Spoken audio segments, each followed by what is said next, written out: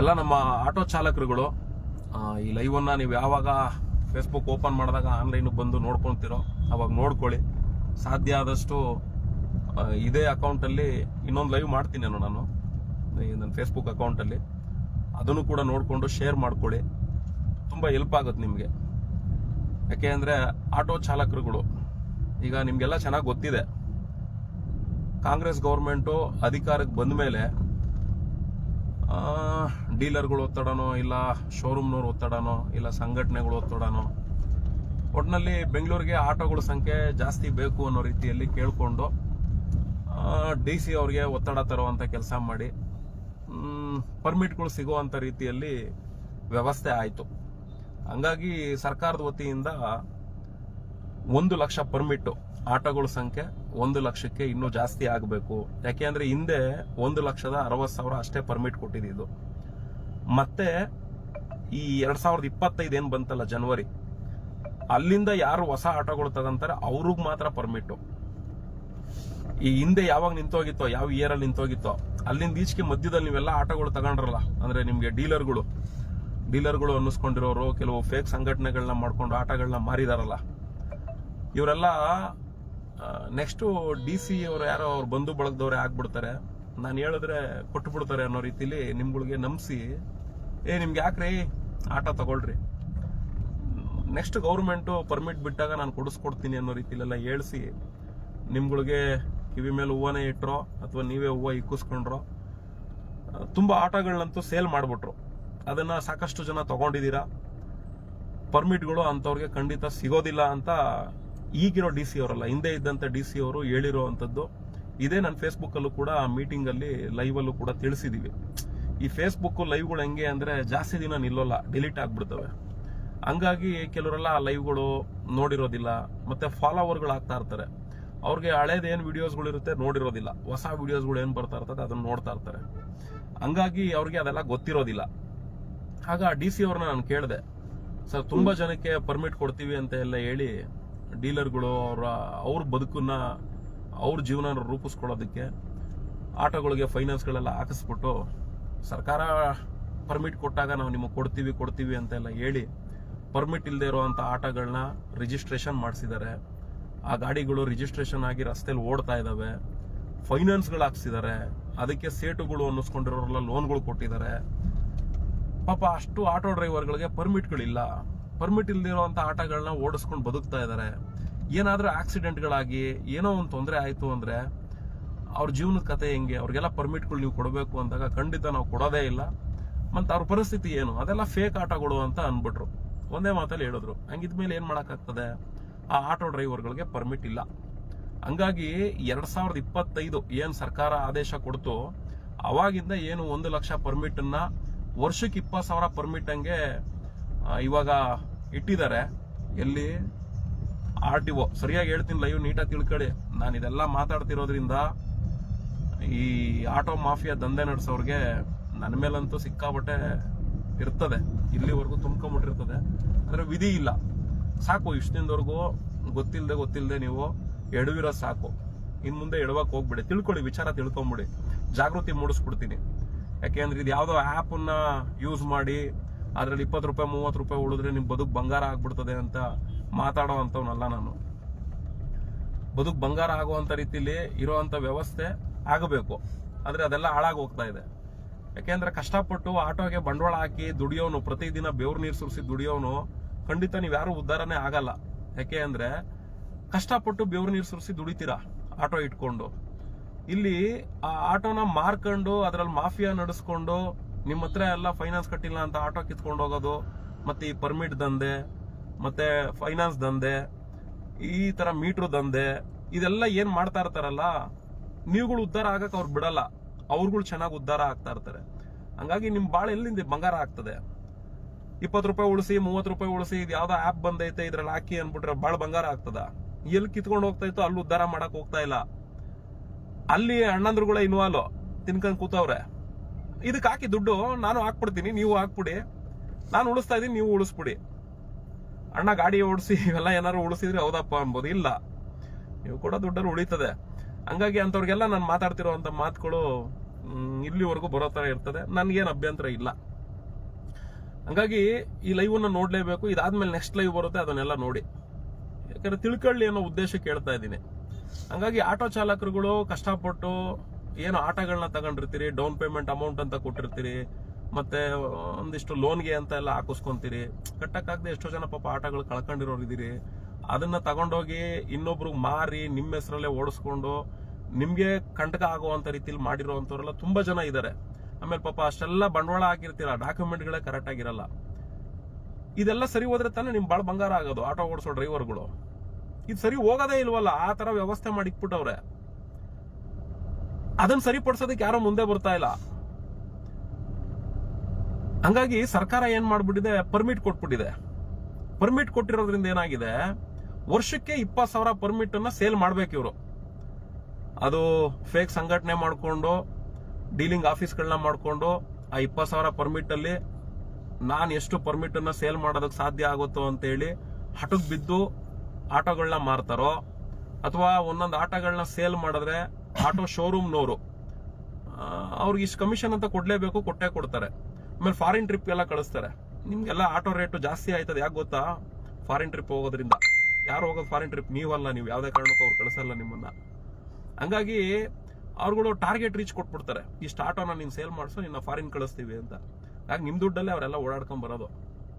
ನನಗ್ ಬೇರೆ ದಾರಿ ಇಲ್ರ ಆ ಡೀಲರ್ಗಳು. ನೀವುಗಳು ಬದಲಾಗೋವರೆಗೂ ನಾನು ಇದನ್ನೆಲ್ಲ ಹೇಳಲೇಬೇಕಾಗ್ತದೆ. ಯಾಕೆಂದ್ರೆ ನೀವುಗಳಂತೂ ಅದ್ರ ವಿರುದ್ಧ ಮಾತಾಡಕ್ ರೆಡಿ ಇಲ್ಲ.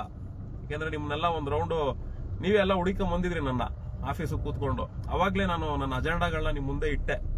ಆದ್ರೆ ನಿಮ್ ಕೈಲಿ ಏನು ಮಾಡ್ಕೊಳಕ್ ಆಗಲ್ಲ ಅನ್ನೋದು ಕೂಡ ನನಗೆ ಗೊತ್ತಾಗೋಯ್ತು. ಹಂಗಾಗಿ ನಿಮ್ ಕೈಲಿ ಏನು ಆಗಲ್ಲ ಅಂದ್ಮೇಲೆ ಇರೋ ವಿಷಯನ ಚಾಲಕರುಗಳು ತಿಳಿಸ್ಬೇಕಲ್ವಾ, ಜಾಗೃತಿ ಮೂಡಿಸೋದಕ್ಕೆ. ಹಂಗಾಗಿ ತಿಳಿಸ್ತಾ ಇದ್ದೀನಿ. ಅದ್ರ ಪರಿಣಾಮ ನಿಮ್ಮ ಮೇಲೂ ಕೂಡ ಬೀರ್ತಾ ಇರುತ್ತೆ. ನಾನು ಏನು ಮಾಡಕ್ ಬರೋದಿಲ್ಲ.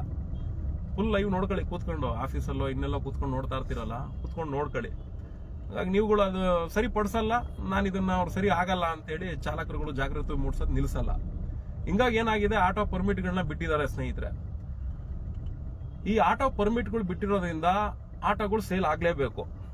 ಆಟೋ ಸೇಲ್ ಆಗ್ಬೇಕು ಅಂದ್ರೆ ಏನ್ ಮಾಡ್ತಾರೆ ಅಂದ್ರೆ ಇವರು, ಮೊದಲನೇದಾಗಿ ಯಾವತ್ತೇ ಆಗ್ಲಿ ಒಬ್ಬ ವ್ಯಕ್ತಿ ನಾನು ಆಟೋ ತಗೊಳ್ಬೇಕು ಅಂತ ಮುಂದೆ ಬರ್ತಾನೆ ಅಂದ್ರೆ ಫಸ್ಟ್ ಅವ್ನ ಆಟೋ ತಗೊಳ್ಳೋನ ಹತ್ರ ಆಟೋದೇ DL ಇರಬೇಕು. ನಾನು ಕಾರ್ ಓಡಿಸ್ತಿದ್ದೆ, ಲಾರಿ ಓಡಿಸ್ತಿದ್ದೆ, ನನ್ನ ಹತ್ರ ಹೆವಿ DL ಐತೆ, ಅದೆಲ್ಲ ಸೀನ್ ಅಲ್ಲ. ಆಟೋಗೆ ಅಂತಾನೆ 3 ವೀಲರ್ ಪ್ಯಾಸೆಂಜರ್ಗೆ ಸೇವೆ ಕೊಡೋದಕ್ಕೆ ಅಂತಾನೆ ನಿಮ್ಗಿರೋ DL ಅಲ್ಲೇನೆ ಅದನ್ನ ಮೆನ್ಷನ್ ಮಾಡಿ ಕೊಟ್ಟಿರ್ತಾರೆ. ಅದ್ರ ಜೊತೆಗೆ ಆಟೋ ಓಡಿಸೋದಕ್ಕೆ ಬ್ಯಾಡ್ಜ್ ಇರಬೇಕು. ಬ್ಯಾಡ್ಜ್ ನಂಬರ್ ನಿಮ್ದು ಆಲ್ರೆಡಿ ಇರ್ತವೆ. ಆಟೋಗೆ ಅಂತಾನೆ ಸಪರೇಟ್ ಬ್ಯಾಡ್ಜ್ ಕೊಡ್ತಾನೆ. ಫಸ್ಟ್ ನೀವು ಮಾಡ್ಬೇಕಾಗಿರೋದು ಆಟೋ ಓಡಿಸೋ DL ನ ತಗೊಬೇಕು, ಬ್ಯಾಡ್ಜ್ ಅನ್ನ ತಗೊಬೇಕು. ಈ DL ಬ್ಯಾಡ್ಜ್ ತಗೊಂಡಾದ್ಮೇಲೆ ಆಟೋ ತಗೊಳ್ಳೋದಕ್ಕೆ ತಾನ್ ಮುಂದು ನಾನ್ ಮುಂದು ಅಂತ ಹೋಗಿ ಎತ್ಕೊಂಡ್ ಬರ್ತಾ ಇದೀರಲ್ಲಪ್ಪ ಆಟೋಗಳನ್ನ, ಅಣ್ಣಂದ್ರ ಆಟೋ ಓಡಿಸೋ ಅಂತ ಆಟೋ ಚಾಲಕರುಗಳ, ನೀವುಗಳು ಏನ್ ಮಾಡ್ಬೇಕು, ನಿಮ್ಮ DL ಆಗ್ತಿದ್ದಂಗೆ ಶಾಂತಿನಗರದಲ್ಲಿರುವಂತ RTO permit section, auto permit section ಹೋಗ್ಬೇಕು. ನಿಮ್ಗೆ ಅದೆಲ್ಲೈತೆ ಅಂತಾನು ಗೊತ್ತಿಲ್ಲ. ನಾನು ನೆಕ್ಸ್ಟ್ ಲೈವ್ ತೋರಿಸ್ತೀನಿ, ನೋಡ್ಕೊಳ್ರಿ ನೀಟಾಗಿ. ಈ ಲೈವ್ ಅಲ್ಲಿ ಪೀಠಿಕೆ ಆಗ್ತಾ ಇದೀನಿ, ತಿಳ್ಕೊಳ್ಳಿ ನಾನು ಏನಕ್ಕೋಸ್ಕರ ನಾನು ನೆಕ್ಸ್ಟ್ ಲೈವ್ ಮಾಡ್ತೀನಿ ಅಂತ ಹೇಳ್ತಾ ಇದೀನಿ ಅಂತ ಎಲ್ಲ ನೀವು ತಿಳ್ಕೊಳ್ಳಿ ಅನ್ನೋ ಉದ್ದೇಶಕ್ಕೆ ಲೈವ್ ಅಲ್ಲಿ ಇಷ್ಟೆಲ್ಲ ಮಾತಾಡ್ತಾ ಇದೀನಿ. ನಾನು ಇದೆಲ್ಲ ಮಾತಾಡ್ತಿರೋ ಮಾತು ಯಾವ್ದು ಕೂಡ ಸತ್ಯ ಅಂದ್ರೆ ನೀವು ಅನ್ಕೊಂತಿರಲ್ಲ, ಸತ್ಯ ಅಲ್ವೇನೋ ಸುಳ್ಳು ಅಂತ ಅನ್ಕೊಳಕ್ ಹೋಗ್ಬೇಡಿ. ಯಾಕೆಂದ್ರೆ ಲೈವ್ ಅಲ್ಲಿ ಇಷ್ಟು ನೀಟಾಗಿ ಹೇಳ್ತಾ ಇದೀನಿ ಅಂದ್ರೆ ಸುಳ್ಳು ಹೇಳಕ್ ಸಾಧ್ಯ ಇಲ್ಲ. ಹಂಗಾಗಿ ಸತ್ಯನೇ ಹೇಳ್ತಾ ಇರ್ತೀನಿ, ನಿಮ್ಗೆಲ್ಲ ಇದು ಅನುಭವ ಆಗ್ತಾ ಇರುತ್ತೆ. ನೀವೇನ್ ಮಾಡ್ತೀರಾ, DL ಬ್ಯಾಡ್ಜ್ ಆಯ್ತು ಅಂದಿಷ್ಟಕ್ನ ಶಾಂತಿನಗರಕ್ಕೆ ಹೋಗ್ಬೇಕು, ನಿಮ್ DL ಅನ್ನ ಕೊಟ್ಟು ಅಲ್ಲಿ ಅರ್ಜಿ ತುಂಬಬೇಕು. ಆದ್ರೆ ನಿಮ್ಗೆ ಅಲ್ಲಿ ಹೋಗಿಷ್ಟಕ್ನ ನಿಮ್ಗೆ ಅದೆಲ್ಲ ಐತೆ ಅಂತಾನೆ ಗೊತ್ತಿಲ್ವಲ್ಲ ಎಷ್ಟೋ ಜನಕ್ಕೆ. ಯಾಕೆಂದ್ರೆ ಈ ಡೀಲರ್ಗಳು, ಸಂಘಟನೆಯವ್ರುಗಳು ತೋರಿಸ್ಕೊಡಲ್ಲ. ಅದನ್ನ ತೋರಿಸ್ಬಿಟ್ರೆ ನೀವು ಬುದ್ಧಿವಂತರಾಗ್ಬಿಡ್ತೀರಲ್ಲ, ಓ ಪರ್ಮಿಟ್ ಇಷ್ಟೇ ರೇಟು ಸಿಗ್ತದೆ ಅಂತ. ಯಾಕೆಂದ್ರೆ ಒಂದು ಆಟೋ ಮಾರ್ತಾರೆ ಅಂದ್ರೆ ಮಾರೋ ಅಂತವ್ರಿಗೆ ಲಾಭ ಎಲ್ಲಿಂದ ದುಡ್ಡಾಗುತ್ತೆ ಅಂದ್ರೆ, ಒಂದು ಮೊದಲನೇದಾಗಿ ಪರ್ಮಿಟ್ ಇಂದ ದುಡ್ಡಾಗುತ್ತೆ. ಎರಡನೇದು ನಿಮ್ಮ ಆಟೋ ಮೀಟರ್ ದುಡ್ಡಾಗುತ್ತೆ. ಇನ್ನು ಮೂರನೇದು ಶೋರೂಮ್ನವರು ಇನ್ಶೂರೆನ್ಸ್ ಅಲ್ಲಿ ಮಾಡ್ಕೊಂತಾರೆ. ನಾಲ್ಕನೇದು ನೀವು ಆಟೋನ ಏನು ಖರೀದಿ ಮಾಡ್ತೀರಾ ಅದನ್ನ RTO ಮಾಡೋದಕ್ಕೆ ಬಿಡ್ತೀರಾ ಗೊತ್ತಾ, HSRP ನಂಬರ್ ಪ್ಲೇಟ್ ಬರಬೇಕು ಅನ್ಬಿಟ್ಟು, ಅಲ್ಲಿ ದುಡ್ಡಾಗ್ತದೆ. ನೋಡಿ, ಈ ದುಡ್ಡಾಗೋ ದಂಧೆ ಏನಿದೆ ಅದಕ್ಕೆ ಇಲ್ಲಿ ಸರಿಯಾದ ರೀತಿ ಮಾಹಿತಿ ಕೊಟ್ಬಿಟ್ರೆ ನೀವೆಲ್ಲ ಬುದ್ಧಿವಂತರಾಗ್ಬಿಡ್ತೀರಾ. ಹಂಗಾಗಿ ಮೊದಲನೇ ಸಬ್ಜೆಕ್ಟು ಈ ಪರ್ಮಿಟ್ ಎತ್ಕೊಂಡಿದ್ದೀನಿ. ಆ ಪರ್ಮಿಟ್ ಅನ್ನ ಎಲ್ಲಿ ಸಿಗುತ್ತೆ, ನೀವು ಹೆಂಗ್ ತಗೊಳ್ಬೇಕು ಅನ್ನೋದನ್ನು ಕೂಡ ಲೈವ್ ಅಲ್ಲೇ ಬಿಡ್ತೀನಿ. ಡೌನ್ಲೋಡ್ ಮಾಡಿ ಇಟ್ಕೊಳ್ಳಿ, ಶೇರ್ ಮಾಡ್ಕೊಳ್ಳಿ. ಯಾಕೆಂದ್ರೆ ಲೈವ್ ಅಲ್ವಾ, ಡೌನ್ ಹೋಗ್ಬಿಟ್ರೆ ಮುಗ್ದೋಗ್ಬಿಡುತ್ತೆ. ವಿಧಿ ಇಲ್ಲ, ನನಗೆ ಇದರಲ್ಲೇ ನಿಮಗೆ ತಿಳಿಸ್ಕೊಡ್ತಾ ಇದ್ದೀನಿ. ಹಂಗಾಗಿ ಪರ್ಮಿಟ್, ನೆಕ್ಸ್ಟ್ ಮೀಟರ್ ತಿಳಿಸ್ಕೊಡ್ತೀನಿ. ಯಾಕೆಂದ್ರೆ ಪಾಪ ನಿಮ್ಗೆಲ್ಲ ಗೊತ್ತಿಲ್ಲ. ಮೀಟರ್ ಆಮೇಲೆ ಮಾತಾಡ್ತೀನಿ, ಪರ್ಮಿಟ್ ಬಗ್ಗೆ ಮಾತಾಡ್ತೀನಿ. ಹಿಂಗಾಗಿ ಸರ್ಕಾರ 20,000 ಪರ್ಮಿಟ್ ಬಿಟ್ಕೊಟ್ಟೈತೆ. ಈ 20,000 ಪರ್ಮಿಟ್ ನ ಆಟೋ ಚಾಲಕರುಗಳಿಗೆ ನೇರವಾಗಿ ಸಿಗಬೇಕು ಅಂತ ಹೇಳಿ ನಾನು ನಮ್ಮ ಸುಧಾಕರ್ ಅಂತ ಹೇಳಿ ಪಾಪ ಅವರು ಆಟೋ ಡ್ರೈವರ್ ಎಲ್ಲ ಈ TV9 ಅವರ ಜೊತೆ ಕಾರ್ಯಾಚರಣೆ ಮಾಡಿ ಮನವಿ ಎಲ್ಲ ಕೊಟ್ಟು ಅದ್ಯಾವ್ದಾದ್ರು ಶಾಂತಿನಗರ ಕಮಿಷನರ್ ಆಫೀಸ್ ಮುಂದೆ ನಿಂತ್ಕೊಂಡು ವಿಡಿಯೋಸ್ ಎಲ್ಲ ಮಾಡಿ ಸುದ್ದಿಯಲ್ಲೂ ಕೂಡ ಬರೋ ತರ ಮಾಡ್ತೀವಿ. ಪಾಪ ನಮ್ಮ ಕಿರಣ್ ಅವರು ಕೂಡ TV9 ಕಿರಣ್ ಅವರು ಕೂಡ ತುಂಬಾ ಎಫೆಕ್ಟ್ ಆಗ್ತಾರೆ. ಪಾಪ ಚಾಲಕರುಗಳಿಗೆ ಅನ್ಯಾಯ ಆಗ್ಬಾರ್ದು, ಪರ್ಮಿಟ್ ಸಿಗ್ಬೇಕು ನೇರವಾಗಿ. ಆನ್ಲೈನ್ ಅಲ್ಲಿ ಸಿಕ್ಬಿಟ್ರಂತೂ ಇನ್ನೂ ಒಳ್ಳೇದು ಅಂತ. ಹಿಂಗೆ ಸ್ಟ್ರೈಟ್ ನಡೀರಿ, ಬೇಡ ಸ್ಟ್ರೈಟ್ ನಡೀರಿ. ಆನ್ಲೈನ್ ಅಲ್ಲಿ ಸಿಕ್ಬಿಟ್ರೆ ಇನ್ನೂ ಒಳ್ಳೇದು ಅಂತ ಹೇಳಿ ಪಾಪ ಸುದ್ದಿ ಎಲ್ಲ ವರದಿ ಮಾಡಿ ಪ್ರಸಾರ ಮಾಡ್ತಾರೆ. ಆಮೇಲೆ ಏನಾಯ್ತು, ಈ ಪರ್ಮಿಟ್ ಈ ಸುದ್ದಿ ಎಲ್ಲ ಪ್ರಸಾರ ಆದ್ಮೇಲೆ ಅಟ್ಲೀಸ್ಟ್ ಒಂದಷ್ಟು ಜನಕ್ಕೆ ಜಾಗೃತಿ ಮೂಡುತ್ತೆ, ಇನ್ನೂ ಸ್ವಲ್ಪ ಜನಕ್ಕೆ ಜಾಗೃತಿ ಮೂಡಲ್ಲ. ಹಿಂಗಾಗಿ ಏನಾಯ್ತು, ಪರ್ಮಿಟ್ ಸರ್ಕಾರ ಕೊಡೋದಕ್ಕೆ ಶುರು ಮಾಡ್ತು. ಸರ್ಕಾರ ಏನಂತ ಹೇಳಿದೆ, ಅರ್ಜಿ ಹಾಕ್ಬೇಕು ಅಂತ. ಆದ್ರೆ ಆಟೋ ಚಾಲಕರುಗಳಿಗೆ ಅರ್ಜಿ ಹಾಕೋದು ಹೆಂಗೆ ಅಂತ ಗೊತ್ತಿಲ್ಲ. ಮತ್ತೆ ಆ ಅರ್ಜಿ ಹಾಕ್ಬೇಕು ಅಂದ್ರೆ ಏನೇನ್ ಡಾಕ್ಯುಮೆಂಟ್ಗಳು ಕೊಡಬೇಕು ಅಂತ ಆ RTO ಪರ್ಮಿಟ್ ಸೆಕ್ಷನ್ ಅಂತ ಇದೆಯಲ್ಲ, ಆಟೋ RTO ಪರ್ಮಿಟ್ ಸೆಕ್ಷನ್ ಅಂತ ಇದೆಯಲ್ಲ, ಆಟೋ RTO ಪರ್ಮಿಟ್ ಸೆಕ್ಷನ್ ಅಲ್ಲಿ ಅಧಿಕಾರಿಗಳು ಇದನ್ನ ಜಾಗೃತಿ ಮೂಡಿಸ್ಬೇಕು. ನೋಡ್ರಪ್ಪ, ನೀವು ಯಾರು ಮಧ್ಯವರ್ತಿಗಳ ಹತ್ರಕ್ಕೆ ಹೋಗ್ಬೇಡಿ, ಆಟೋ ಚಾಲಕರುಗಳ ನೀವುಗಳು ಬನ್ನಿ, ಇಲ್ಲಿದೆ ನಮ್ ಪರ್ಮಿಟ್ ಸೆಕ್ಷನ್ ನೋಡಿ, ಇಂತಿಂತ ದಾಖಲೆಗಳು ತಗೊಂಡ್ಬನ್ನಿ, ನಿಮ್ಗೆ ಪರ್ಮಿಟ್ ಅನ್ನ ನಾವು ಇಷ್ಟೇ ರೇಟಲ್ಲಿ ಕೊಡ್ತೀವಿ, ನೀವ್ ಯಾರು ಮಧ್ಯವರ್ತಿಗಳ ಹತ್ರಕ್ಕೆ ಹೋಗ್ಬೇಡಿ ಅಂತ ಇವತ್ತವರೆಗೂ ಒಬ್ಬ ಅಧಿಕಾರಿ ಆಟೋನ ಪರ್ಮಿಟ್ ನ ಹಂಚ್ತಾರಲ್ಲ, ಒಬ್ಬ ಅಧಿಕಾರಿ ಜಾಗೃತಿ ಅಭಿಯಾನಗಳನ್ನ ಎಲ್ಲೂ ಕೂಡ ಮಾಡಿಲ್ಲ. ಎಲ್ಲಾದ್ರೂ ಮಾಡಿದಾರ? ಖಂಡಿತ ಮಾಡಿಲ್ಲ. ಯಾಕೆ ಅಂದ್ರೆ ಅಲ್ಲಿ ದೊಡ್ಡದಾಗಿ ಬೋರ್ಡ್ ಹಾಕಿರ್ತಾರೆ, ನೆಕ್ಸ್ಟ್ ಲೈವ್ ಅಲ್ಲಿ ಅದೆಲ್ಲ ನೋಡ್ತೀರಾ. ಇಲ್ಲಿ ಮಧ್ಯವರ್ತಿಗಳಿಗೆ ಪ್ರವೇಶ ಇಲ್ಲ ಅಂತ ಇರುತ್ತೆ, ಆದ್ರೆ ಆ ಪರ್ಮಿಟ್ ಸೆಕ್ಷನ್ ಅಲ್ಲಿ ಹೋಗೋರೆಲ್ಲ ಮಧ್ಯವರ್ತಿಗಳೇ. ಮತ್ತೆ ಅಲ್ಲಿ 500 ರೂಪಾಯಿ ಸಿಗೋ ಪರ್ಮಿಟ್ಗೆ ನೀವುಗಳೇ ಕೊಟ್ಕೊಂಡಿರ್ತೀರಾ, ನೀವೇ ಕಾಮೆಂಟ್ ಮಾಡ್ಕೊಂತೀರಾ, ಹೌದು ಸರ್ ನಾನು 8,000 ಕೊಟ್ಟೆ, 9,000 ಕೊಟ್ಟೆ, 10,000 ಕೊಟ್ಟೆ, 15,000 ಕೊಟ್ಟೆ ಅಂತೆಲ್ಲ ಕಾಮೆಂಟ್ಗಳು ಹಾಕಂತೀರಾ. 500 ರೂಪಾಯಿ ಸಿಗೋ ಪರ್ಮಿಟ್ ಡೀಲರ್ ಅಣ್ಣಂದ್ರ ನಾನು ಏನು ಮಾಡಕ್ಕಾಗಲ್ಲ, ನೀವು ಅಲ್ಲಿ ನಿಲ್ಸಲ್ಲ, ನಾನು ಇದನ್ನ ಬಿಡಲ್ಲ. ಎನಿವೆ, ಹಿಂಗಾಗಿ ಆಟೋ ಚಾಲಕರುಗಳು 500 ರೂಪಾಯಿ ಸಿಗುವಂತ ಪರ್ಮಿಟ್ ಅನ್ನ ಎಷ್ಟೆಷ್ಟು ಸಾವಿರ ಕೊಟ್ಟಿದ್ರು ಅದ್ ನೀವೇ ನೋಡ್ಕೊಳ್ಳಿ. ಇದು ಅಧಿಕಾರಿಗಳು ಜಾಗೃತಿ ಮೂಡಿಸ್ಬೇಕು, ಅವ್ರು ಯಾರು ಮೂಡ್ಸಕ್ ರೆಡಿ ಇಲ್ಲ. ಯಾಕೆ ಅಂದ್ರೆ ಅವ್ರಿಗೆ ಸರ್ಕಾರ ಸಂಬಳ ಕೊಡ್ತಾ ಇದೆ, ಸರ್ಕಾರದ ಕೆಲಸ ಮಾಡುವಂತ ಟೇಬಲ್ ಎಲ್ಲ ಹಾಕೊಟ್ಟು ಒಂದು ರೂಮ್ ಮಾಡಿಕೊಟ್ಟು ಸರ್ಕಾರ ಅವ್ರಿಗೆ ಅನುಕೂಲ ಮಾಡಿಕೊಟ್ಟಿದೆ. ಆ ಅನುಕೂಲ ಮಾಡಿಕೊಟ್ಟಿದ್ರು ಕೂಡ ಅವರು ಅಲ್ಲಿ ಬರೋ ಸಂಬಳ ಸಾಕಾಗಲ್ಲ ಅಂತ ಹೇಳಿ ಇಂಥ ಮಧ್ಯವರ್ತಿಗಳ ಜೊತೆಗೆ ನಿಕಟ ಸಂಪರ್ಕ ಹೊಂದಿರ್ತಾರೆ. ಒಂದು ಪರ್ಮಿಟ್ ಅಲ್ಲಿಂದ ಖಾಲಿ ಆಯ್ತು ಅಂದ್ರೆ ಆ ಪರ್ಮಿಟ್ಗೆ ಇಷ್ಟು ದುಡ್ಡು ಅಂತ ಹೇಳಿ ಎಲ್ಲ ಹಂಚ್ಕೊಂತಾರೆ ಅಣ್ಣಂದ್ರು. ಈ ಹಂಚ್ಕೊಳ್ಳೋ ವಿಚಾರಗಳು ಯಾವುದು ಹೊರಗಡೆ ಬರೋದಿಲ್ಲ, ಯಾಕೆಂದ್ರೆ ಅದನ್ನ ಕೆದ್ಕೋದಕ್ಕೂ ನಾವು ಯಾರು ಹೋಗೋದಿಲ್ವಲ್ಲ. ಹಂಗಾಗಿ ಅಲ್ಲಿ ದಳ್ಳಾಳಿಗಳೇ, ಮಧ್ಯವರ್ತಿಗಳಿಗೆ ಪ್ರವೇಶ ಇಲ್ಲ ಅನ್ಬಿಟ್ಟು ಅಲ್ಲಿರೋರೆಲ್ಲ ಮಧ್ಯವರ್ತಿಗಳೇ ಆಗಿರ್ತಾರೆ. ಆಟೋ ಡ್ರೈವರ್ಗಳೇನಾದ್ರೂ ಅರ್ಜಿ ಹಾಕಕ್ ಹೋದ್ರೆ ತಾತ್ಸಾರ, ಅವ್ನಿಗೇನು ನೀಟಾಗಿ ವಿವರಣೆ ಕೊಡಲ್ಲ, ಅವ್ನು ಯಾಕಾದ್ರೂ ಇಲ್ಲೂ ಬಂದು ಅನ್ನಿಸ್ಬಿಡ್ಬೇಕು. ಆ ರೀತಿಯ ಒಂದು ವ್ಯವಸ್ಥೆನ ಆ ಪರ್ಮಿಟ್ ಸೆಕ್ಷನ್ ಅಲ್ಲಿ ಮಾಡ್ಕೊಂಡ್ ಬಿಟ್ಕೊಂಡ್ಬಿಟ್ಟವ್ರೆ. ಹಿಂಗಾಗಿ ಪಾಪ ಆಟೋ ಡ್ರೈವರ್ಗಳಿಗೆ ಪರ್ಮಿಟ್ ಸೆಕ್ಷನ್ ಎಲ್ಲೈತೆ ಅಂತಾನೂ ಗೊತ್ತಿಲ್ಲ, ಅರ್ಜಿ ಹೆಂಗೈತೆ ಅಂತಾನೂ ಗೊತ್ತಿಲ್ಲ, ನಾವ್ ಹೆಂಗ್ ಪರ್ಮಿಟ್ ತಗೊಳ್ಬೇಕು ಅನ್ನೋದು ಕೂಡ ಗೊತ್ತಿಲ್ಲ. ಇದನ್ನ ಯಾರು ಕೂಡ ಅರಿವು ಮೂಡಿಸ್ತಾ ಇಲ್ಲ. ಆಪ್ ಬರ್ತದೆ, 20 ರೂಪಾಯಿ ಉಳಿಸಿ, 30 ರೂಪಾಯಿ ಉಳಿಸಿ, ನಿಮ್ ಬದುಕು ಬಂಗಾರ ಆಗ್ತದೆ ಅಂತ ಹೇಳಿ. ಇಲ್ಲಿ 500 ರೂಪಾಯಿ ಸಿಗೋ ಪರ್ಮಿಟ್ ನ 10,000 15,000 ಮಾರ್ಕಂತ ತಿಂತವ್ರೆ. ಅಲ್ಲಿ ಚಾಲಕರ ಬದುಕು ಮೂರಾ ಬಟ್ಟೆ ಆಗ್ತೈತೆ, ಅಲ್ಲಿ ಅವರು ಲಾಸ್ ಆಗ್ತವ್ರೆ, ಅದನ್ನ ಉಳಿಸಕ್ ರೆಡಿ ಇಲ್ಲ. ಇಲ್ಲಿ 20 ರೂಪಾಯಿ ಉಳಿಸಿ, 30 ರೂಪಾಯಿ ಉಳಿಸಿ ಆಪಲ್ ಹಾಕಿ ಇರ್ತಾರೆ. ಹಂಗಾಗಿ ಅಲ್ಲಿ ಆ ಕೆಲಸ ನಡೀತಾ ಇರೋದ್ರಿಂದ ಆಟೋ ಚಾಲಕರುಗಳಿಗೆ ಪರ್ಮಿಟ್ ಎಲ್ಲಿ ಸಿಗುತ್ತೆ, ಪರ್ಮಿಟ್ದು ಅಮೌಂಟ್ ಎಷ್ಟು, ಅರ್ಜಿ ಏನು, ಇದನ್ನೆಲ್ಲ ನೆಕ್ಸ್ಟ್ ನೀವು ಲೈವ್ ಅಲ್ಲಿ ನೋಡ್ತೀರಾ. ಸಾಧ್ಯ ಆದಷ್ಟು ಶೇರ್ ಮಾಡ್ಕೊಳ್ಳಿ, ಕೇಳಿ ಅವ್ರುಗಳನ್ನ, ಎಷ್ಟಣ್ಣ ನಮ್ಮ ಹತ್ರ ಇಷ್ಟೊಂದು ತಗೊಂಡೆ ಅಂತ ಹೇಳಿ ಕೇಳ್ಕೊಳ್ಳಿ. ಕೊಟ್ರೆ ಸಂತೋಷ, ಈಸ್ಕೊಳ್ಳಿ. ಇಲ್ಲ ಅಂದ್ರೆ ತಿಳ್ಕೊಳ್ಳಿ ಯೋಗ್ಯತೆಗಳು ಹೆಂಗಿರ್ತವೆ ಅಂತ. ಯಾಕೆಂದ್ರೆ ಹೇಳ್ಬೋದ್ರಿ ನಾನು ನಿಮ್ಮೆಲ್ಲರ ಉದ್ಧಾರಕ ಅಂತ ಹೇಳ್ಬೋದು. ಸ್ವಾರ್ಥ ಅನ್ನೋದು ಮನುಷ್ಯನ ಎದೆಯಲ್ಲಿ ಇದ್ದೇ ಇರುತ್ತೆ. ಅದು ಅವನ ಎದೆಯಿಂದ ಅವ್ನು ಓಪನ್ ಆಗಿ ಹೇಳ್ಕೊಂಡ್ರೆ ಮಾತ್ರ ಗೊತ್ತಾಗೋದು, ಇಲ್ಲ ಅಂದ್ರೆ ಬಣ್ಣ ಬಳ್ಕೊಂಡೆ ಬದುಕ್ತಾ ಇರ್ತಾರೆ. ಹಂಗಾಗಿ ಇರೋ ವಿಷಯ ನಾನು ಹೇಳ್ತಾ ಇದ್ದೀನಿ, ನೀವು ಹೆಂಗಾದ್ರೂ ತಗೊಳ್ಳಿ.